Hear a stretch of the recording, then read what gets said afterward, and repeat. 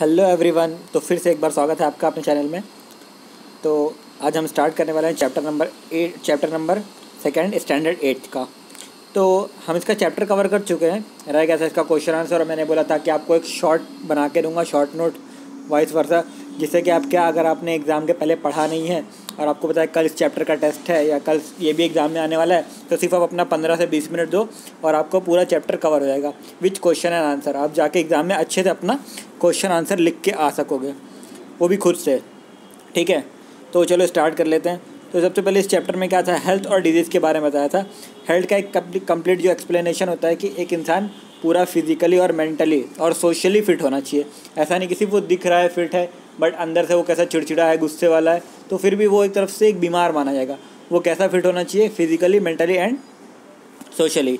ये उसका डेफिनेशन था। और डिजीज़ क्या होती है, कोई भी आपके इंटरनल ऑर्गन को इफेक्ट करने वाली कोई भी चीज़ जो आपकी बॉडी को वर्किंग करने में सही तरीके से सही वर्किंग नहीं करने दे रही, वो कहीं ना कहीं आपको एक डिजीज़ के फॉर्म में माना जाएगा।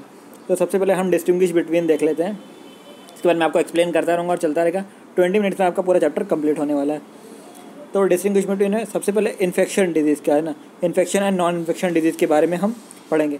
इन्फेक्शन डिजीज़ जो एक दूसरों से हमें हो जाती है, लाइक जैसे कोविड-19 चल रहा है जो इन्फेक्शन, और नॉन इन्फेक्शन जो हमें खुद से आती है। मैं आगे पूरा बता रहा हूँ आपको। It can be pass from one person to another person, but non infection में it can not be pass from one person to another person. It is cause by pathogen, ये किसी ना किसी पैथोजन से होती है जो इन्फेक्शस डिजीज़ है। और जो इन नॉन इन्फेक्शस डिजीज़ है, it is cause due to internal reason like metabolic और जेनेटिक। ठीक है, या तो आपका मेटाबॉलिक में कुछ डिफरेंस आ जाएगा, लाइक उस तरीके से होगी, या तो आपको जेनेटिक से कोई प्रॉब्लम होगी, यानी कि वो डिजीज़ कहीं ना कहीं आपके फादर या आपको ग्रैंडफादर को है, तो वो आपको हो सकती है। फिर आता है there are classified communicable disease, और ये ना इसको क्लासिफाइड किया गया है, ये कम्युनिकेबल डिजीज़ है। जैसे एक दूसरों के साथ आप कम्युनिकेट कर रहे हो, कम्युनिकेट, तो ये डिजीज़ आपको हो सकती है। बट नॉन इन्फेक्शन डिजीज़ जो है ये नॉन कम्युनिकेबल है, ये आपको एक दूसरे से कम्युनिकेट करने से ये डिजीज़ नहीं होगी। तो एग्जाम्पल है इन्फेक्शन डिजीज़ का डायरिया, कॉलेरा, और नॉन इन्फेक्शन डिजीज़ का एग्जाम्पल है डायबिटीज़ एंड कैंसर। ओके, तो फिर हम चलते हैं अपने नेक्स्ट क्वेश्चन आंसर की तरफ। तो क्वेश्चन नंबर सेकंड है आपका ऑड चीज़ें आपको निकाल कर बाहर करना है। मलेरिया, हेपेटाइटिस, एलिफेंथियासिस एंड डेंगू, इसमें से कौन सी डिजीज़ ऐसी है जो ऑड है, इसमें नहीं फिट बैठती है? तो हेपेटाइटिस, और वो ऑड क्यों है?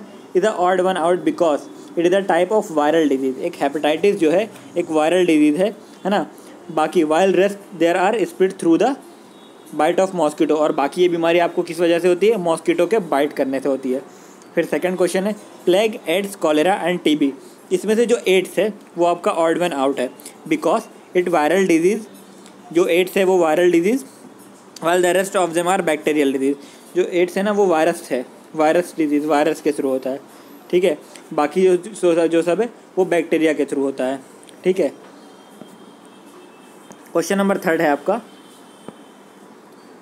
आंसर इन 1 और 2 sentence. Which are various media of spreading infection disease, कौन सा मतलब वो मीडियम है जैसे इन्फेक्शन डिजीज़ किसके थ्रू फैलती है, आपको वो बताना है। Infection disease can be spread through air, water, blood contact and animal vector. या तो आप किसी का झूठा पानी पी लेते हो उस वजह से होती है, फिर आपके यानी एयर की वजह से होती है, जैसे कि अगर किसी ने छींका है एयर में और उसको कोई डिजीज़ है और उसकी जो स्पीड छोटे छोटे स्पोर्स है वो आपकी नाक में उड़ के आगे एयर के थ्रू, या तो फिर उसके कांटेक्ट में आने से, या तो आपको उसका ब्लड आपको चढ़ गया है और आपको उसके अंदर उसके ब्लड के अंदर वो डिजीज़ है तो भी आपको हो सकती है। या तो animal vector like mosquito bite करने की वजह से, या कोई और एनिमल किसी और को बाइट किया है फिर उसके बाद आपको बाइट कर लिया तो उसकी डिजीज़ हो सकता है आपको लग जाए। Give the name of 5 non infection disease, अब आपको 5 नॉन इन्फेक्शन डिजीज़ का नाम बताना है। तो 5 नॉन इन्फेक्शन डिजीज़ में है सबसे पहले आर्थराइटिस, कॉन्ट्रैक्ट्स, ये जो है इसका example CATARAC, cataract, osteoporosis, multiple sclerosis and Alzheimer's, ये आपके नॉन इन्फेक्शन डिजीज़ हो गए। Which are the main reason of diabetes and heart attack, अब आपको मेन रीज़न बताना है किसका, डायबिटीज़ और हार्ट अटैक का। Reason of heart disease include smoking करने से होता है, अल्कोहलिज्म, अल्कोहल का कंज्यूम करने से, डायबिटीज़ मतलब मीठी चीज़ें लेने से, hypertension, obesity, lack of physical exercise वगैरह ना करने की वजह से वज़न वगैरह बढ़ जाता है। मेंटल स्ट्रेस, बहुत ज़्यादा स्ट्रेस लेने की वजह से। एनजाइटी एंड इम्प्रॉपर डाइट, मतलब हमेशा कुछ ना कुछ सोचते रहो या इम्प्रॉपर डाइट लो, तो इस वजह से ये सारी डिजीज़ आपको हो सकती है।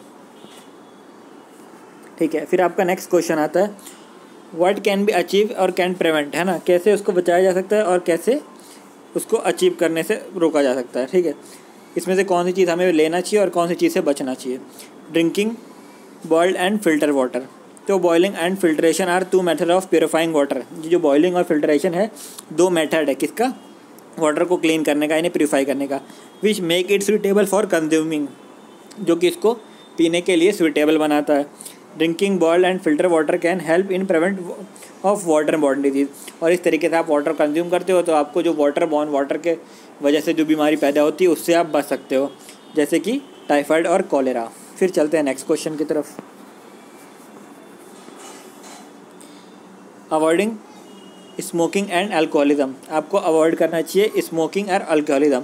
Smoking and alcoholism are 2 main devils, एक ये शैतान है बोला गया ना ऑफ आवर सोसाइटी, हमारी सोसाइटी और हमारी हेल्थ के लिए। Smoking lead to various kind of respiratory disorders, है ना, स्मोकिंग करने से बहुत सारे वेरियस टाइप के रेस्पिरेटरी डिसऑर्डर होते हैं, मतलब सांस लेने में तकलीफ। Hinder the process of respiration, respiration से भी ये रोकता है, मतलब उसमें बीच में बाधा बनता है। It can lead to the disease such as lungs cancer. On the other hand consumption of alcohol effect the nerve as well as digestive system of our body. ये तो ये हो गया, बट जो अल्कोहल है वो हमारे बॉडी के डाइजेस्टिव सिस्टम को ही जाके अफेक्ट कर देता है, और जो हमारा नर्व सिस्टम है उसको भी जाके अफेक्ट करता है। Avoiding of alcohol smoking can protect the individual from of various disease. Alcohol avoid करने से आप अपने आप को बहुत तरीके से प्रोटेक्ट कर सकते हो। And can help in living healthy and stress free life, और इस वजह से आप बिल्कुल हेल्दी और स्ट्रेस फ्री लाइफ भी जी सकते हो।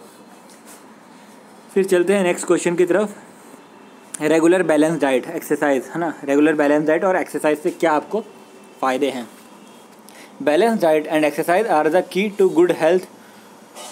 Both of in this combination help our system to function properly, और इसकी वजह से हमारा सिस्टम बिल्कुल प्रॉपरली वर्क करता है अगर हम ये फॉलो करते हैं।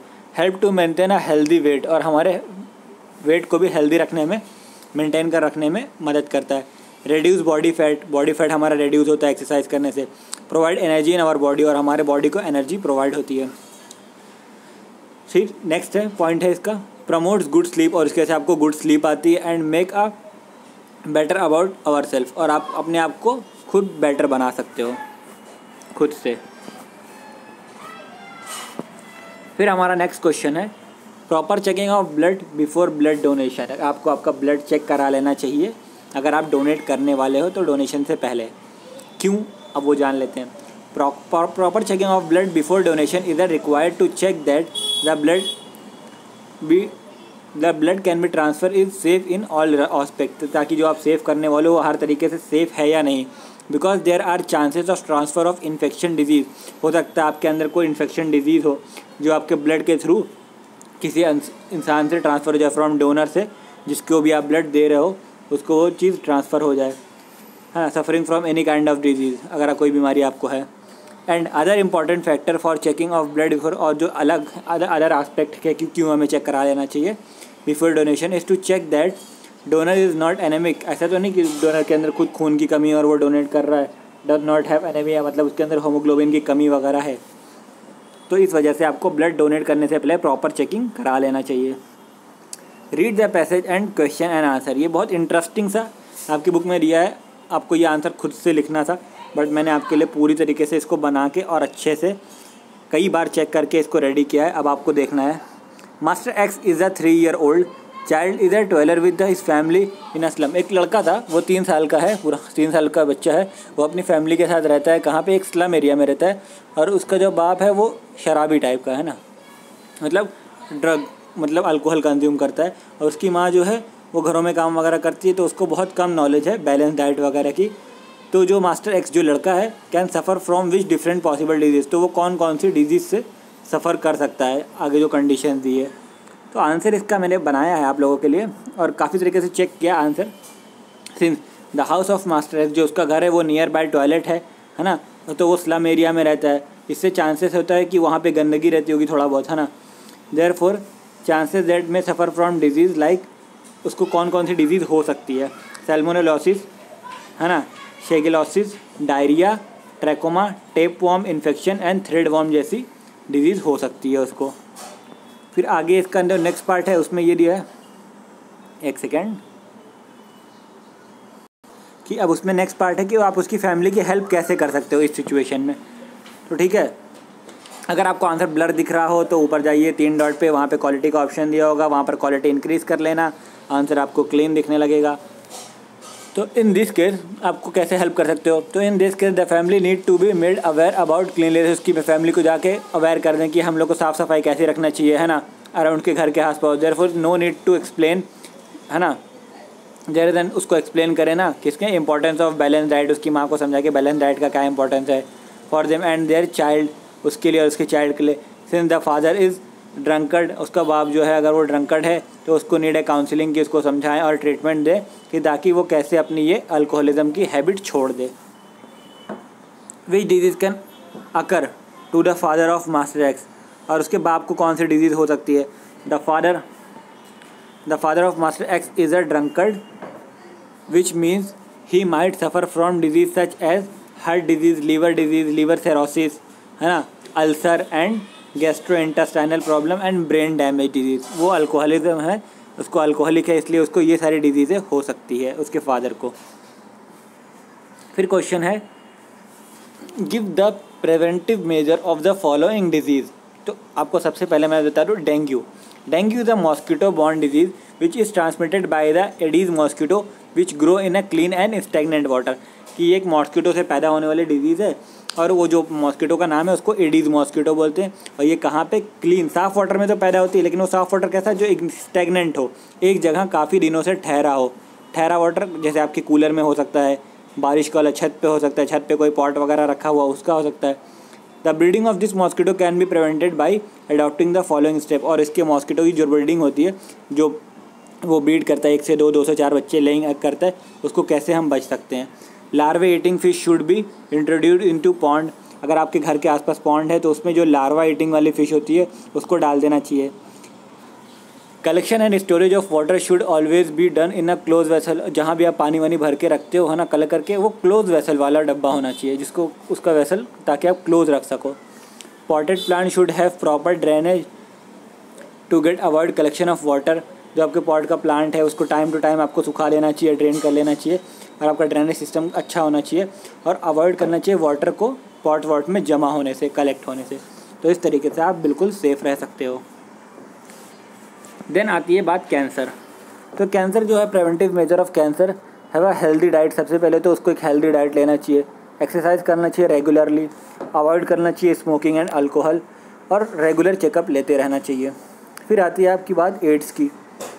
तो एड्स जो है वो प्रिवेंटिव मेजर जो है उसके from AIDS are avoid sexual contact with the unknown person, किसी भी अननोन पर्सन से सेक्सुअल कॉन्टैक्ट नहीं रखना चाहिए, ठीक है।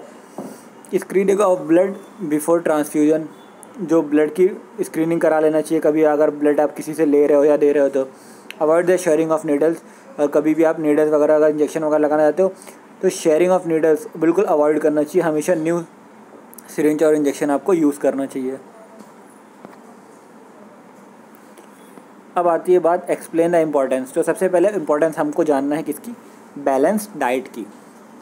A balance diet is a containing all nutrients. अब बैलेंस डाइट किसको कहते हैं, जिसके अंदर सारे न्यूट्रिएंट्स हो उसको बोलते हैं बैलेंस डाइट। अब न्यूट्रिएंट्स भी कौन कौन से, तो देखो, कार्बोहाइड्रेट, फैट, प्रोटीन, विटामिन, अगर आपके खाने में है तो आपका जो डाइट है वो बैलेंस्ड है इन द राइट क्वांटिटी। और एक राइट क्वांटिटी में ये नहीं कि कार्बोहाइड्रेट बहुत ज़्यादा ले लिया, प्रोटीन बहुत कम लिया, प्रोटीन बहुत ज़्यादा ले लिया, ये सारे एक राइट क्वांटिटी में होना चाहिए। A balance diet help in various वे, और बैलेंस डाइट हमें हेल्प करता है बहुत सारे तरीक़ों से। Provide us with important nutrients required for growth of body, हमें न्यूट्रिएंट्स प्रोवाइड करता है जो हमारी बॉडी ग्रोथ के लिए ज़रूरी है।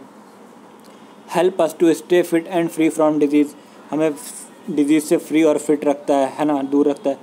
Help in strengthening the immune system, हमारा इम्यून सिस्टम को भी मजबूत करने में हेल्प करता है। और क्या करता है, फंक्शन प्रॉपरली मेंटेन करता है हमारी बॉडी को, उसमें भी हेल्प करता है। Help in maintain in healthy weight रखने में भी मेंटेन करता है। प्रोवाइड द बॉडी विथ मतलब हमको अच्छे से प्रोवाइड करता है बॉडी को इम्यून से, है ना, अच्छी तरीके से। रिड्यूस द फैट, ठीक है, प्रोवाइड करता है एनर्जी, हमारी बॉडी को एनर्जी प्रोवाइड करता है, provide the body with energy, ठीक है। और रिड्यूस करता है किससे, फैट से, हमारे बॉडी में फैट रिड्यूस करता है जब हम हेल्दी डाइट लेंगे तो। फिर आती है फिजिकल एक्सरसाइज एंड योगास के importance. Important of exercise, yogas are the reduce to risk of heart attack. अगर हम टाइम टू टाइम योगाज और एक्सरसाइज करते हैं तो हम हार्ट अटैक से काफ़ी ज़्यादा बच सकते हैं और हम अपना वेट मेंटेन कर सकते हैं, बेटर रख सकते हैं, ठीक है। Help in maintain the blood cholesterol भी मेंटेन कर सकते हैं, level of lower to the risk of type 2 disease, जिसकी वजह से हम टाइप 2 डिजीज़ से बच सकते हैं। 2 टाइप की डिजीज़ होती है, टाइप 1 एक टाइप 2, एंड सम कैंसर, और बहुत सारे कैंसर से भी हम बच सकते हैं अगर हम योगा और फिजिकल एक्सरसाइज करते हैं। Help in maintain the blood pressure level, हमारे ब्लड प्रेशर लेवल को मेंटेन करने में भी हेल्प करता है। Help in maintain the stronger bones muscles and joints को भी स्ट्रॉन्ग और मसल्स को भी अच्छा रखने में भी हेल्प करता है।